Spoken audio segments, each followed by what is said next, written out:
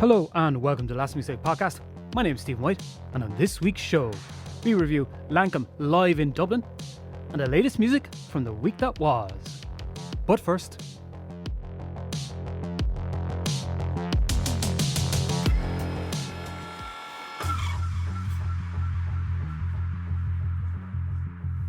hello and welcome back to the Last Mixtape Podcast with me, Stephen White. And before we begin this week's show, I wanted to wish all our listeners a very happy Pride 2024, however and wherever you celebrate. So if you're in Dublin, going to the parade, or wherever you are, going to maybe Collins Barracks and things like that, I hope you're having an amazing and safe Pride 2024 and that you are having fun. So, with that said, I wanted to begin this week's show with a review of Lankum and Live in Dublin that was just released last week but recorded in Vicar Street in 2023. Now, you don't need me, dear listener, to tell you how good Lankum are, and they don't need me to do it either. Lots and lots of people know how great this band are.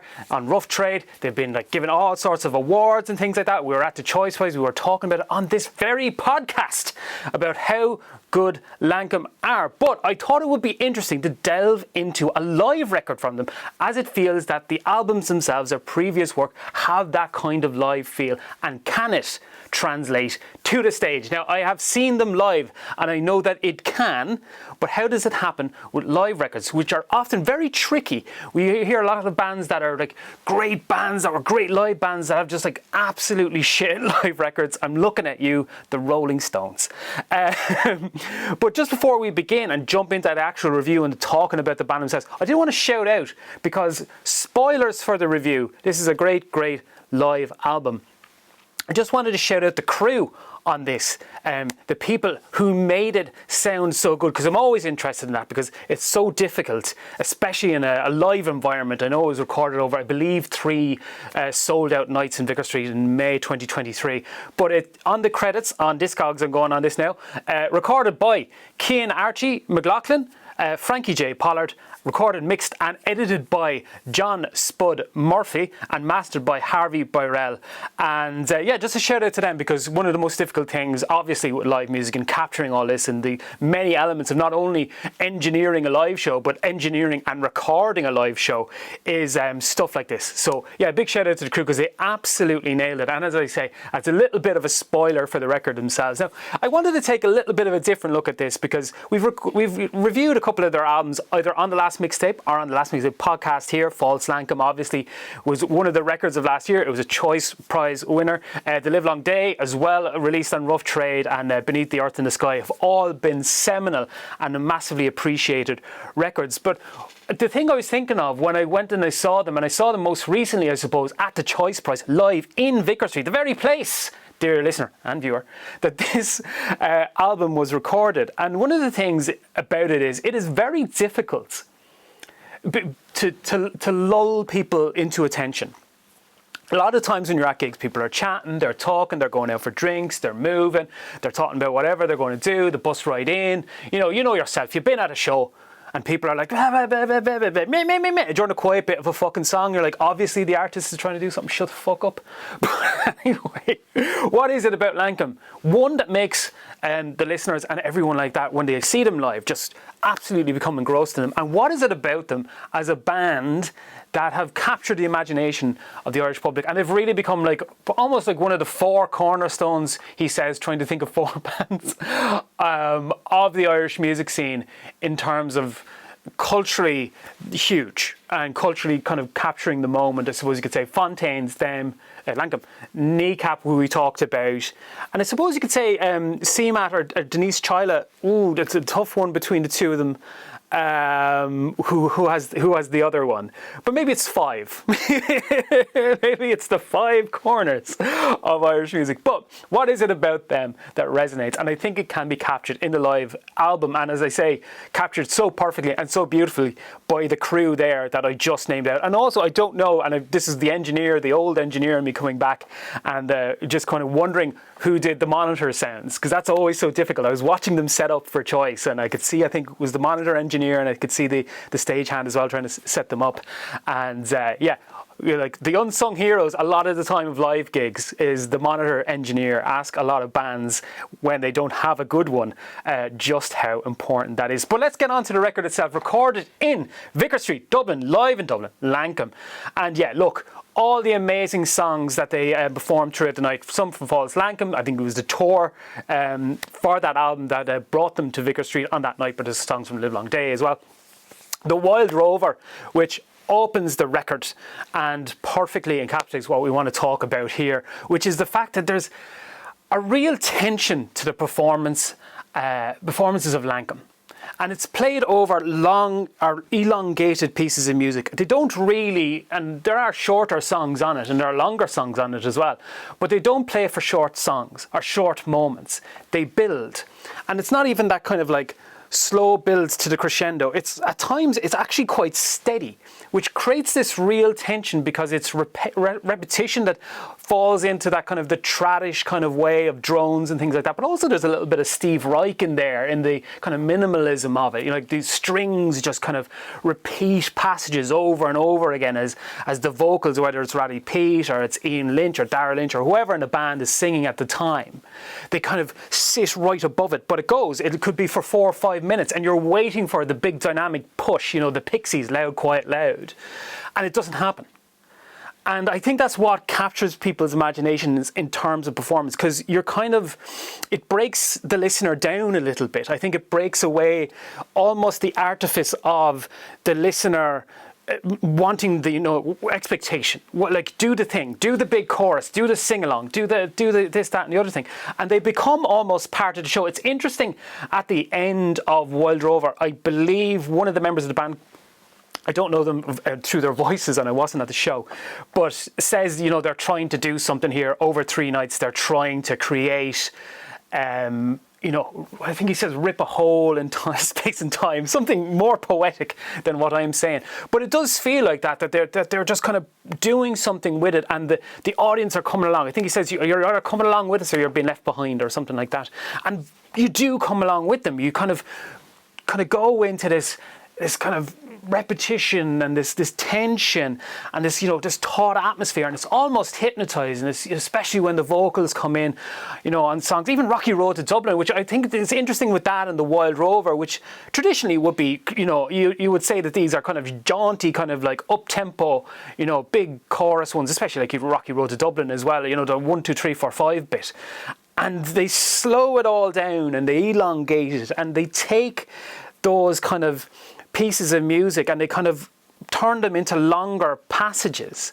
And it's very interesting because a lot of traditional music, most of traditional music, has a political aspect to it, has a rebellious aspect to it, whether it's Irish traditional music or it's American traditional music or wherever you know, if you find a traditional music, there's always a social or political backdrop to the song, whether or not it's just the setting of the song or whether it's the people in the song or the circumstances or where they are. I mean, the Rocky Road to Dublin has that political edge of kind of racism and bigotry and things like that. And it's interesting that they slow it down and they really take time in between the words and they really make you live in that world, in that atmosphere. And I think that's what kind of resonates with them so much. It's, as well as that, there's this kind of rejection of modernity and artificiality through the kind of the rugged and the organic. And, you know, it's going back to the theme as well. Like we were talking about the albums like Falls Lankum, Live Long Day. And what it brought me to is like those sound almost as if they're live. I don't know how they recorded them. The team recorded them. I believe John Spud Murphy was the producer of those records, who's also involved in this. And you can feel it. You can feel the resonance in it. And they capture the sound on Go Dig My Grave, which I think is a centerpiece of not only this live album, but also of Lankum themselves. You could be forgiven for thinking it's the original recording. So great is the performance, and that's not me saying that they're just copying the bits from the album and they're kind of doing that thing where they just do all the bits and it has no difference live than it does in terms of, you know, the album itself, because that can be very boring as a listener. You want either bits of ad-lib or mistakes or something to resonate a bit more, and they do capture that. It's really engrossing how Lankum do this, and I think this plays as well into why people, as I said, there's kind of 4 pillars, or 5 pillars actually, he says, editorializing himself, of, the Fontaines and Kneecap and themselves and CMAT and Denise Chyla and stuff like that, where it's the realness of it, of the people who make it. You feel you could walk down the street and meet them. You could feel you could walk into a pub and, if you go to the Cobblestone, you can see Lankum playing there and you go, well, that makes sense. And I think that's what really resonates with people, as well as the social aspect of it we spoke about before. On that very stage, a year later, they would be getting, or nearly a year later, they'd be getting the award for the Choice Prize and using that platform to talk about Palestine and the need for a ceasefire and a stop of the genocide there. And that social aspect plays into the record and into the music and how it is performed and how it interacts with the audience. I think that's the main thing of listening to it. Although the audience, almost rightfully so in the album, there's obviously the cheers at the end and all of that kind of stuff going on. But you'd be forgiven to believe that this was recorded up in Windmill, in the recording studios in Windmill Lane, or in a quiet space. Because especially, as I say, in the bits of Go Dig Your Grave, it really feels like everyone is just holding their breath, because it's quiet whilst Roddy Peete is singing that a cappella passage into the rest of the song, and then they really let fly with everything else. It should be said, the Pride of Petrovor, I hope I'm pronouncing that correctly, has that kind of nasty aggressive side. So they do have those dynamic moments with them, and although that's not it doesn't have the vocal in it, it captures it with the music. It captures that feel and that kind of social element of why Lankum, obviously great musicians, great performers, great records, that all plays into it. But there are plenty of artists who have great music and great records and all of these types of things that don't touch into the social aspect of things and don't resonate with the culture, as it were. And there's plenty of artists who may have gone the other way and they don't resonate with people because there's not a human aspect to it. You sometimes get that with people who are writing, protest songs or stuff like that, where it doesn't feel real, it doesn't feel lived, it doesn't feel like there's a real sense that they're connecting with the material or the issue or the passage. And you do feel that with Lankum. It's performed as well, and as I say, I've only seen him perform a couple of times without ego. It's really performed as a group, kind of vibing off one another, and that's again why I give such a shout out to the whole crew there in terms of the recording. And Vicar Street as a setting as well is such a beautiful setting for these types of albums and these types of recordings too. Like, obviously I would fully recommend that you go seek this album out. But yeah, I think it's, once again, even with a live album, Lankum, and as I say, it's not fully removed from what they do in terms of the studio, but it shows again why this band resonates so deeply, because the music is immersive in absolutely every way, with those steady builds, with those long passages, with that taut, wire-like tension that they infuse into their music through, as I say, taking these moments where they take jauntier songs and elongate them, or like a murder ballad or things like that, and really create a music and a sound that you can believe in, and that you can believe in the people that make it. And Live in Dublin by Lankum does that in absolute spades. It's a great album, and once again, as I say, you don't need me to tell you that Lankum are beloved at the very least. I don't know. It'd be interesting to see, if you weren't a fan of Lankum, what you would make of it. That's an interesting one, I think, to me. Like, perhaps there are people who aren't. Perhaps there are people who don't resonate with them. I wonder, would they win them over in a live performance? Would that really capture people's imagination? Would they connect with it on a deeper level there? That would be interesting. I would love to hear that, actually. If maybe you are something who wasn't a fan of Lankum before these couple of albums, maybe you were brought along to Live at Dublin and these shows, which were in May 2023, or a recent show, and you say, actually, they won me over. Because I can see that happening. Yeah, this is a great live album. Live albums oftentimes fall afoul of just being recorded improperly, or it's a bad performance, or it's kind of a rush job or whatever. But you can really tell that the people involved with this really went out of their way to make a great album, from the musicians, obviously Lankum themselves and their performances, to the team behind it, the masters, and just a shout out to Aisling Redmond for doing the incredibly striking artwork on it. But yes, would I recommend to you, dear listener, and viewer, would I recommend to you to listen to Live in Dublin by Lankum?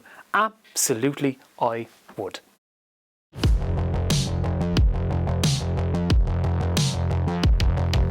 Yes, dear listener, they seek him here, they seek him there, those musos seek him everywhere. Is he in heaven or is he at the disco? That damned elusive Count of Monte playlist, oh yes, dear listener, the style and profile and limousine riding, jet flying, playlist making son of a gun has once again returned to the shores of Playlistia to bring back yet another beautiful bounty in the form of the Irish mixtape on Spotify, curated by the Count of Monte playlist. Though, in the words of Tina Turner herself, simply the best playlister there has ever been. Let's get into it. Let's do this.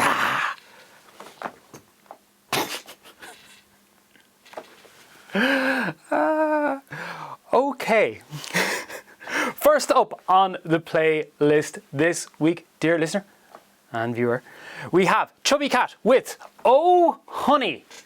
And a brand new single from Chubby Cat herself, a nominee of the Choice Music Prize Song of the Year last year, and has been making waves ever since with a couple of great single releases. And so it goes, and there it went with Oh Honey, which is a big sound, big swing for the fences, big choruses. It's all there. A stylistically lush release from Chubby Cat with Oh Honey. And yeah, it's absolutely on the money, this one. I love this. The production of it is great. It really kind of plays into what Chubby Cat does with the vocals. And yeah, it's a great track. And yeah, it's like just really slick pop, made for radio and made for playlists. And it is on a playlist. It is on TLMT's Irish mixtape on Spotify. It's been added. Go listen to it there or listen to it on our homepage, whichever you want to do. Go listen to music because it's great.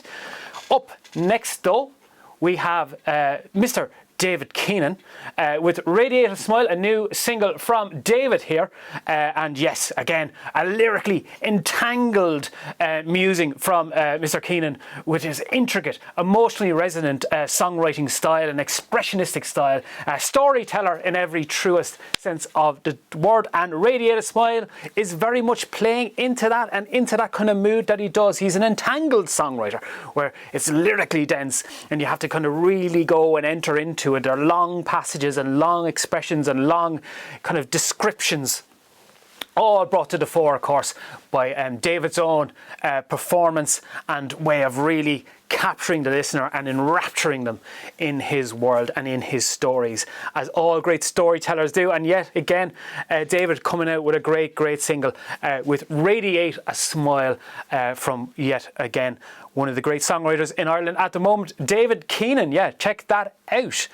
Up next as well, we have Kez with her second single, Better Off is the name of this one. And yeah, this is an interesting one because it melds the organic with the indie and the post-punk with the more subdued, kind of almost like bedroom pop sounds. And it's a darkly lit, texturally dense offering from Kez that, yeah, really kind of sprawls out as the song itself sprawls out. And it has that kind of resonance, that kind of texture to it, that contrast to it, the monochromatic feel to it. It's really a song that resides and resonates in those kind of frequencies and in that kind of mood. She is a great songwriter with a real ability to capture those flavors, capture those sounds. And yeah, this is really great. Better Off from her is yet again another sign of an artist on the rise with a real distinct sense of self and sense of sound. And yeah, that is Better Off by Kez. It is on the playlist. Up next, we have the debut single from Persona, Eyes on Me, and this is from Laura Sheeran's solo work, and it's a pulsating electronic and but whispered and hushed with a kind of an abrasive, charged vocal here. And yeah, Eyes on Me, it really has that feel to it. There's an upfrontness to it that is portrayed both lyrically and musically, but the real interesting contrast is the mood of the vocal and the whispered, hushed nature of the vocal, because it really kind of plays into those themes, but in a way that is kind of not what you would originally think, or not what you would go with immediately with how that vocal must be performed. And that's the really interesting thing about it. It rests on and it resonates in these kind of performance-based frequencies where it just kind of lets you in, lets you kind of take in what's been said, but also portrays the kind of nature of it in a way that the music is also portraying by being pulsating, electronic, kind of abrasive in its nature, and the vocals and the lyrics as well kind of playing into those themes too. So that incredible contrast between the two is really smart, and it really plays in the song's favour because it doesn't become too much for itself. And it allows there to be nuance and allows there to be kind of a textural back and forth and a foreground and a background. So that is an incredible debut by Persona with Eyes on Me. And yeah, that is on the Spotify playlist as well. And check it out. Check her out on, you know, her own page as well and everything else like that. Moving on, though, we have Malachi. I'm going to say both. Yeah, with Pasta. And this is a scratchy R&B hip-hop song with a kind of a quick snap but subtle, easy-going vibe to it. And yeah, it's really well portrayed and really captures that type of sound that Malachi is going for with Pasta. Because it has, yeah, as I say, it has that kind of scratchy beat, kind of not lo-fi, but plays into that kind of easygoing nature of it. And then the vocals itself, whilst easygoing, the flow of it has that kind of quick nature to it that though plays on the groove, plays on the feel of the song, and he really kind of locks into it. Again, almost like the Persona one, to kind of give that contrast to it. It kind of almost feels like it's on the verge of being too quick for the song, but never to kind of overplay it or actually become too quick for the song itself. And it really has a great nature to it that, yeah, I think it's like slickly produced, slickly performed, slickly written, and yeah, a great track from Malachi in the form of Pasta. And we shall end where almost we began with this podcast in certain ways, at least with the playlist anyway, with the Mary Wallopers. We were talking about Lankum earlier and Irish traditional music and forms of it, and indeed the Mary Wallopers are a part of that scene, very much in a different tone and a different mood, but definitely in the same wheelhouse of the same stuff. And their brand new EP, and we're going to take a song from it, Home Boys Home, which I would be familiar with from the Luke Kelly version of it, I believe. This is from an EP, a 3-track EP of rolling trad punk that only the Mary Wallopers themselves can produce and perform. And Home Boys Home is one of those ones we're kind of talking about with the Lankum thing, which was the idea of slowing things down, taking these songs that are kind of jaunty, upbeat kind of music and kind of really kind of elongating them, making them long passages of hypnotic music. Mary Wallopers, very much the opposite way. Go in and really kind of portray and get the song and get that feel and that kind of up-tempo vibe to it. And yeah, Home Boys Home is a great track for that because it has that kind of sing-along nature to it. It has that punkish nature to it. You could feel like a band like, you know, I don't know, the Pogues, bands like that really kind of playing a track like this. I don't know if they ever did. But yeah, Home Boys Home by the Mary Wallopers, of a 3-track EP of the same name that you can check out. But that song in particular is part of the TLNT Irish Mixtape on Spotify, chosen and curated by the Count of Monte playlisto. That is it for this week's picks, but you can listen to all the songs on Spotify or through these artist pages or on the playlist itself. Check them out. Always check out new music. That is it for the Count for this week. He shall ride once again next week in next week's podcast.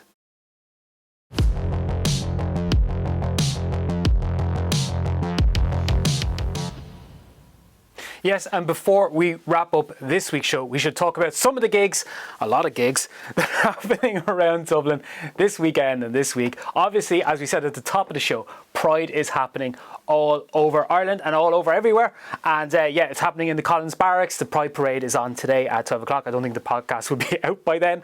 But yeah, happening all over the city. And you can go and check out those gigs and events wherever you like. Also happening are the Trinity College series of gigs, which have Villagers on the 29th, Airplay Moon Safari on the 30th, Elbow play there on July 1st, Manic Street Preachers and Suede play there on the 2nd, and the man himself, Paul Weller, plays Trinity on the 4th of July in Fairview. Lloyd Carner is playing on the 30th. SZA plays Malahide Castle on July 3rd. Stevie Nicks, the legend herself, plays the 3 Arena on the same night. Block Party will be playing in 3 Arena on the 5th. Hosier in Marley Park, followed by Nicki Minaj in Malahide Castle on the 6th. And so it goes, and there it went. But before I go, thank you for listening to Last Mixtape Podcast.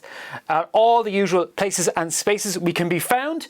You can also submit your music or gigs to me via stephen@thelastmixtape.com or however you would like to contact me. But for now, this was Last Mixtape Podcast.